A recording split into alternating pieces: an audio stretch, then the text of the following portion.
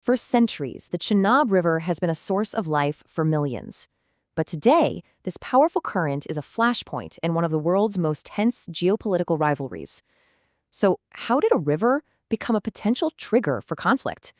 Let's dive in. It's a question that sounds like it's straight out of a political thriller, right? But for India and Pakistan, this is becoming an alarmingly real possibility. And when you're talking about two nuclear-armed neighbors, well, the stakes just don't get any higher. So, what's at the heart of this whole escalating crisis? It really comes down to something pretty simple. India is building. And they're not just building, they're aggressively fast-tracking massive new dams on the Chenab River, which happens to be the absolute lifeblood for Pakistan. So, what exactly is India building that's causing all this tension? Let's break down the specific projects that are turning this shared river into a geopolitical battleground.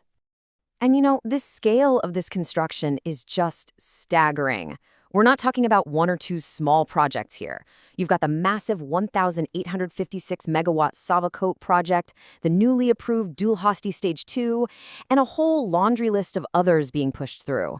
This isn't just about generating electricity. This signals a huge strategic shift by India. Okay, so to really get why this is so explosive, we've got to rewind a bit. For more than 60 years, a landmark agreement has pretty much kept the peace over these shared waters. But now, that very agreement is on the brink of collapse. We're talking about the Indus Waters Treaty of 1960. I mean, this thing is a remarkable piece of diplomacy. It was brokered by the World Bank, and get this, it has survived 3 major wars between India and Pakistan. It was specifically designed to prevent the very conflict that we're seeing unfold today. So the way they did it was actually pretty straightforward. The logic was simple. Divide the 6 rivers of the Indus Basin. India got control over the 3 eastern rivers, the Sutlej, Beas, and Ravi. Pakistan, in turn, was allocated the 3 western rivers, the Indus, Jhelum, and, crucially, the Chenab. This was supposed to guarantee water security for both nations forever. So, after decades of this system actually working, what went wrong? What was the tipping point that suddenly shattered this long-standing peace? Well, it all changed with something called the Pahalgam incident. In the aftermath, India took a really drastic step. It just unilaterally announced it was putting the treaty in abeyance, basically suspending it. And just like that, for the first time in over 60 years, the rules governing the rivers were thrown right out the window. And Pakistan's reaction? It was immediate, and it was severe. Officials didn't mince words at all, calling India's move an act of war. I mean, from their perspective, if someone else controls the flow of your country's lifeblood, that's an existential threat.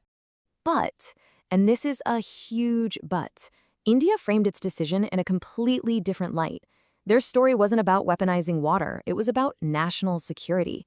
They called it a post-terror recalibration, a necessary strategic response to ongoing security threats. 2 totally different realities. Okay, so this political standoff isn't just about angry words and rhetoric. It has real, devastating consequences for millions of people. Let's take a look at the direct impacts on the ground. And honestly, the numbers here really tell the story. Pakistan is claiming that India is manipulating the river's flow. Look at this. In December, the flow, which is normally somewhere between 4,000 and 10,000 cubic feet per second, suddenly shot up to 58,000. Then, just a few days later, it was choked down to less than 900. Imagine you're a farmer relying on that water. How could you possibly plan for that? It's chaos. So this all leads to Pakistan's central accusation that India is engaging in the weaponization of water. They argue that by creating these wild, erratic flows, India is deliberately trying to disrupt the planting and harvesting seasons that are the backbone of Pakistan's entire economy. And the response to this comes at a crippling cost.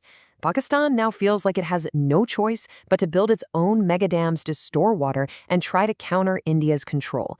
But the price tag for just 3 of these projects? A jaw-dropping 1.35 trillion rupees. That puts an immense strain on an already struggling economy.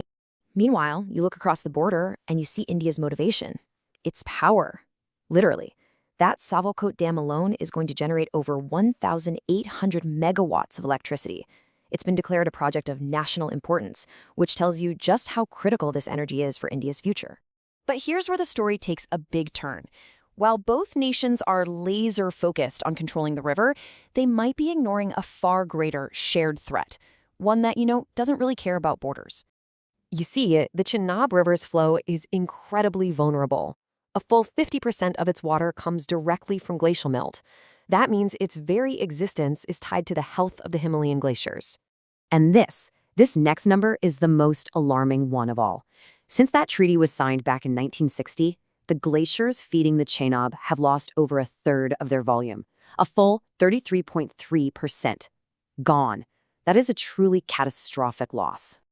And as one environmental group put it, this is a shocking development for both India and Pakistan. This isn't just a political issue anymore. It's an ecological crisis that threatens the water security of the entire region, no matter who's in charge of the dams. Which leaves us with this final, really sobering question. While India and Pakistan are locked in this intense struggle over who gets to turn the tap, what if the source of the water itself is just vanishing? The ultimate irony here would be to win a bitter fight for control over a river that no longer exists.